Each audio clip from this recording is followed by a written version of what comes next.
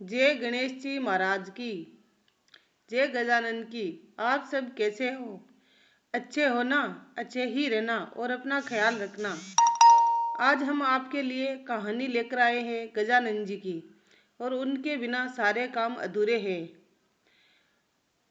जिनकी ब्याह शादी हो रही हो उसमें भी गजानन जी की जरूरत पड़ती है, और जिनकी ब्याह शादी नहीं हो रही है उनको भी गजानन जी को याद कर लेना चाहिए, तो उनकी सगाई शादी हो जाती है अच्छे से। और बुधवार के व्रत कर लेने चाहिए। तो हम कहानी कहते हैं गजानन जी की, तो सुनो। एक दिन विनायक जी राजा के बाग में गए। उनसे एक फूल टूट गया। गजानन जी ने सोचा, अब तो इसके यहाँ काम करना पड़ेगा, यही इसका पश्चाताप होगा। उन्होंने छोटे बच्चे का रूप धर राजा के घर नौकरी कर ली। एक समय रानी जी सोच कर आई थी। विनीत हो, और उसने रानी जी ने बोला कि हाथ दुखाओ, और रानी जी हाथ राख से धोने लगी। हाथ पानी से धोने से लगे। विनायक जी ने देखा तो विनायक जी राख को गिरा दिया और रेत से हाथ धुला दिए। तो रानी को बड़ा ही गुस्सा आया और बोली, ऐसा नौकर लाए हो जो काम में टांग अड़ाता है? राजा ने डांटा तो बालक बोला, अद्भुत हाथ भी कभी अशुद्ध हाथ भी कभी बानी से धोते हैं क्या? बानी में तो लक्ष्मी होती है। राजा बोला, बात तो सही है। एक दिन राजाजी बोले, गजानन, रानी को पुष्कर स्नान करवा ला। दोनों पुष्कर गए तो रानी लोटा नहाने लगी। गजानन जी ने हाथ पकड़ कर रानी को डुबकी लगाकर स्नान करवाया। रानी ने महल आकर राजा से शिकायत की, बढ़िया गजानन लाए हो, मुझे पुष्कर में डुबो देता। राजा उसे डांटने लगे तो गजानन बोला, रानी जी, पुष्कर जाकर भी डुबकी लगानी चाहिए। लोटे लोटे नहाने के लिए तो घर ही है, पर बहुत है। राजा बोला, बात तो सही है। अब राजा ने हवन करवाने की सोची। हवन में बैठने समय गजानंद को भेजा कि तू जा रानी को बुला ला। गजानंद गया और देखा कि रानी ने काले रंग की साड़ी पहन रखी थी।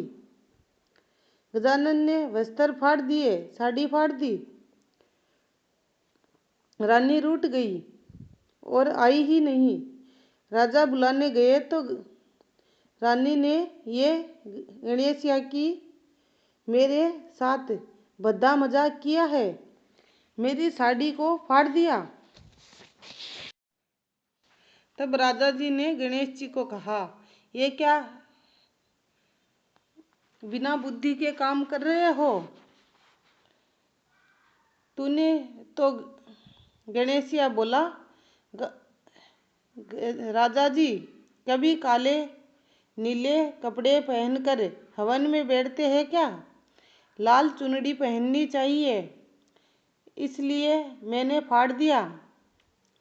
राजा ने विचार किया, बालक छोटा है पर होशियार है। हवन में बैठने लगे तो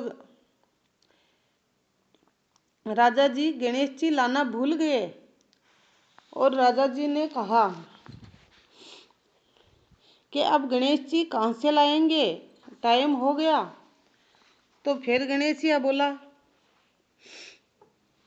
कि मुझे ही बैठा दो। तब राजा को बड़ा ही गुस्सा आया कि देख गणेश, इतने दिन तो तूने रानी से मजाक किया था तो अच्छा था, लेकिन अब तो तू मुझसे ही मजाक करने लगा। ये तो अच्छा नहीं है। तब गणेश जी ने कहा, आंखें बंद करो, मैं ले आता हूँ गणेश जी। तब राजा जी ने कहा, ले आओगे ना? बोले, हाँ अभी ले आता हूँ, आंखें तो बंद करो। तब राजा जी सोचे, अच्छा बालक है, मजाक करने की आदत पड़ गई है। आंखें बंद करी तो गजानन खुद ही बैठ गए वहां। आंखें खोली, राजा ने कहा, देखो, तो वहां धून दुनियाला सुन्याला गजानन विराजमान था और राजा के अन्न धन लक्ष्मी से भंडार भर दिए। राजा बोले, हे गजानन महाराज, हमने इतने दिन आपसे काम करवाया है, हमें बहुत दोष लगेगा।